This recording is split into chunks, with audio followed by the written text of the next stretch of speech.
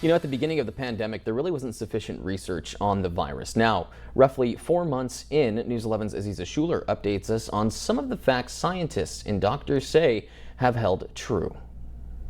Through the course of this pandemic, statistics have shown minorities are disproportionately affected by COVID-19. The majority of patients hospitalized with the virus in Yuma County are Hispanic. And those are the patients, just by numbers, also have the highest mortality, at least in our hospital. Another fact that remains, the elderly and those with chronic diseases are most vulnerable to the virus. Dr. Magoo, Chief Medical Officer at YRMC, says all patients who've died of COVID at the hospital also suffered chronic lung or heart conditions. What's new? As the U.S. sees record numbers of new cases, demographics have shifted. I think over the last month or so, we have seen younger and younger patients being admitted to the hospital, and that proportion is rising. Also changing, understanding how the virus is transmitted. It was previously believed asymptomatic carriers were spreading the virus. But Dr. Magoo says those who test positive for COVID but lack symptoms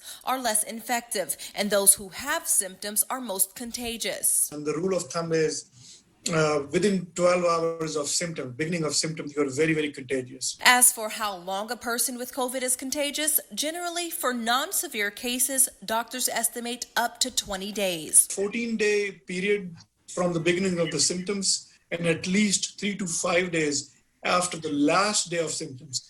And when I say symptoms, no fever, no cough, and no shortness of breath.